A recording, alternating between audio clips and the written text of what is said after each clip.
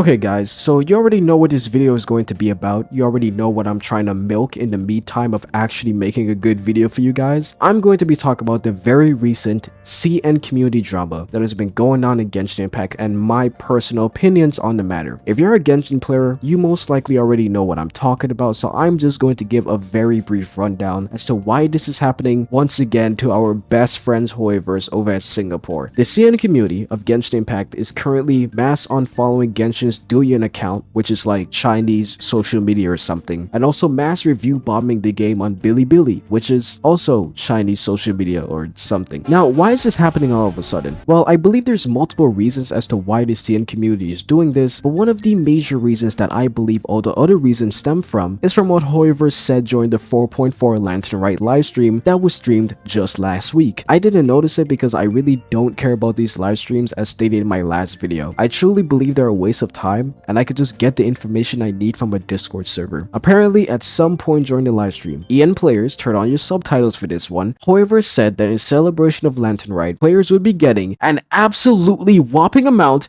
of 3 Intertwined Fates in the in-game mail. Holy fucking shit, dude. Hey, look, this is just amazing. I can't believe I'm going to get 3 Intertwined Fates in my mail during Lantern Rite. 3 whole wishes? Dude, I could get like 2 debate clubs and 1 cool steal with that, bro. I'm definitely going to be able to clear the abyss with the endgame content I obtain from those 3 singular wishes. You see, these types of rewards are exactly what we need. We don't need ungodly amounts of more than 10 wishes every Lantern Rite or celebration in the game. 3 wishes is all we need, man. I am so glad Hoiverse is making sure I stay anorexic and starve to death. They really looking out for me out here in these streets, man. However, not everybody, unlike me, was happy with this news, since that statement was the main reason the CN community lit back up their torches and pitchforks to teach their old man Hoiverse a lesson once again.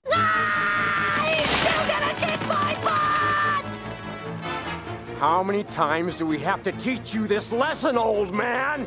I love the young people. You know, I always find it so entertaining and funny when this stuff happens because it always reminds me about the anniversary drama. The anniversary drama was fucking peak Genshin Impact community behavior right there, bro. I'm not even being sarcastic like how I was being sarcastic with the 3 wishes joke earlier. I truly believe the anniversary drama was one of the most entertaining dramas I experienced from this game. I just remember being in the official Genshin Discord before I got banned and just watching every chat being absolutely flooded with Chi-Chi Fallen and only Chi-Chi Fallen. Those were fucking great times, bro. I can legally label myself as a United States veteran for witnessing that shit. So, what are my useless opinions on this matter? Well, I fully believe the Genshin Impact team deserves this every step of the way. We, as Genshin Impact players, have known for the longest time that this game is incredibly and unnecessarily stingy when it comes to rewarding their players with literally anything. It's as if these motherfuckers who work on the game are allergic to using the billions of dollars they have to give us a Christmas gift every now and then, especially when it is absolutely warranted and expected, like during anniversaries or Lantern Rites. Those are literally the only 2 main times of the year where the game is getting some sort of celebration, and we're still getting the same watered down McDonald's Sprite level of fucking rewards and wishes that barely helps anyone. There is a very good reason why Genshin has been getting more and more attacked over the past few months and even years so far, and it's because the game simply isn't stepping up anymore. The people who play this game don't feel like they're appreciated, because how can you feel like you're being appreciated when you got motherfuckers telling you you're gonna get 3 whole wishes in your mail, knowing damn well those 3 wishes are going to disappear faster than every Water Remains father at a crucial point of their childhoods. I'm even more glad that it's the CN community doing this primarily because, as I've said in my colorism video, Hoiverse only really listens to the CN community. They are Hoiverse's main bread and butter, their favorite whales, their favorite slaves, their target audience most importantly. So when those motherfuckers start complaining and ripping Beyblades around Singapore, Hoiverse is far more likely to listen, take notice, and make changes. So I gotta give a shout out to all my Chinese brethren out there from the west side. I don't speak Chinese, so I'm just gonna say thank you in Chinese instead.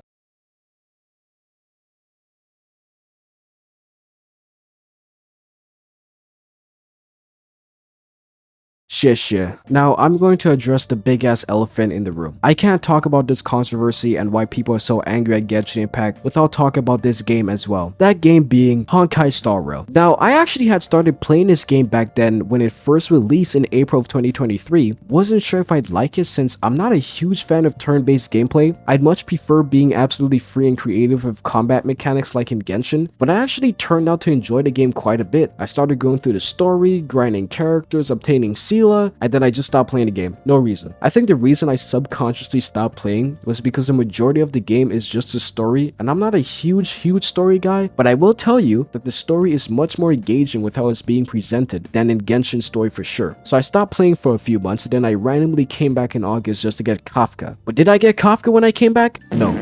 I got Himeko. So I immediately stopped playing again due to disinterest, and it is only now in this very month that I have come back once again for Kafka, and from the gameplay footage in the background, I think I now have her. So I'm chilling in the game right now. Why did I want Kafka so badly, you may ask? Well, let's see here. Kafka is a woman who has a domineering personality. She uses strings to defeat her enemies. Her name consists of 5 letters, and she wears a big coat on her back. What? Behind you! Look!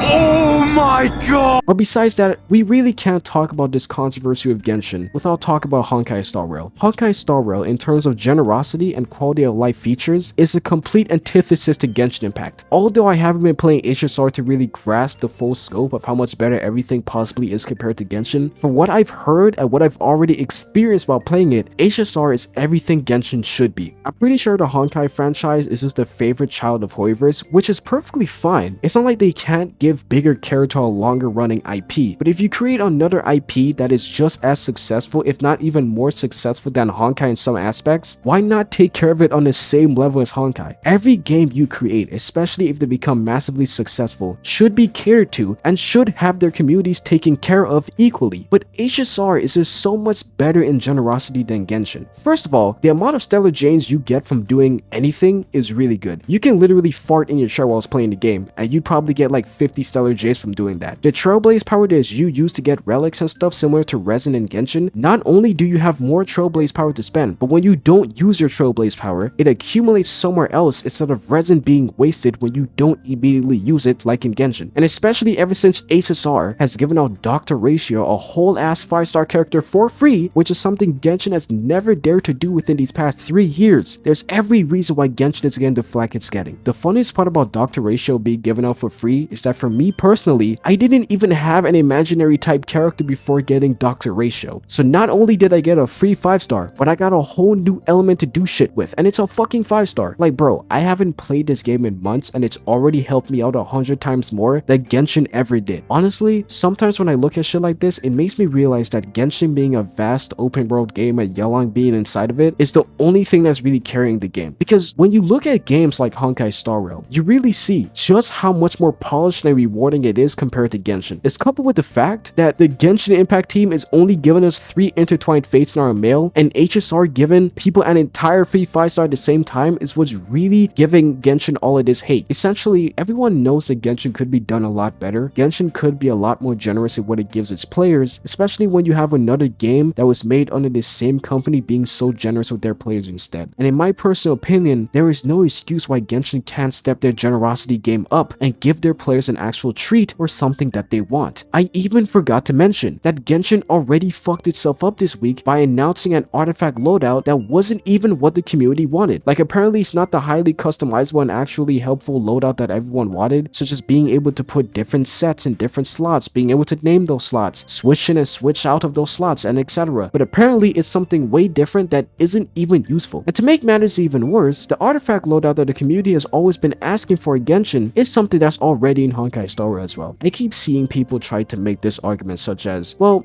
HSR needs to give out as many rewards as they do because it's not open world like Genshin. And that's why Genshin doesn't get much rewards, because it's an open world game and you can get all these primogems from exploring in it. I would first like to ask those people the question of, do you actually play Genshin? But I would also like to argue why that argument is pretty stupid. Firstly, it's not necessarily all about how many rewards and currency you can already grind in both the game's worlds and maps. It's also about expressing gratitude. If there weren't millions of people playing these games and given these games their hard-earned money, these games wouldn't be where they are today. The company themselves wouldn't be where they are today. And if the company or the game developers had any sliver of appreciation or acknowledgement for the people who did that for them, they would reward them generously on the days where it is the most warranted. It is the best, most efficient, and less demanding way to tell the player base that they are appreciated. And once a player base knows that they are appreciated and that their wants and needs are being noticed, they will stick around because people love to be heard. Secondly, it's not every every fucking lantern rite or anniversary that we get a whole new region to explore in Genshin. You're going to be running dry the majority of your time as a Genshin player, especially when you're above AR 55. Most of us have genuinely done everything, and now the only primos we can get for a few months are from commissions and events. That's why every time a new region comes out, huge spike in player count, because arguably that is the best and only time to really get into Genshin Impact again. So you can't rely on the open world argument, because regions are few and far between. We're not getting that all the time every patch. So that's why I really don't understand that argument. I don't know, maybe these people are just booty lickers. They're just ready to lick Hoi versus crusted booty every chance they get, but who knows. With this whole unfollowing drama across Genshin's social medias, I'm glad the CN community is doing it, because there's a higher chance for Genshin to notice it. But more than likely nothing's going to change once again, because there will never come a day where everyone collectively agrees to stop playing Genshin for like a week or a month or something, because truthfully, we're all connected to the game in some way. We're all addicted in some way, so we're never gonna stop playing it anyways. So if we're never gonna stop playing it, might as well just never stop complaining about it. Anyways, that's gonna be it for this video. I'm gonna go and lick the leftover keyboard dirt from my yellow on desk mat. Make sure to unsubscribe as always.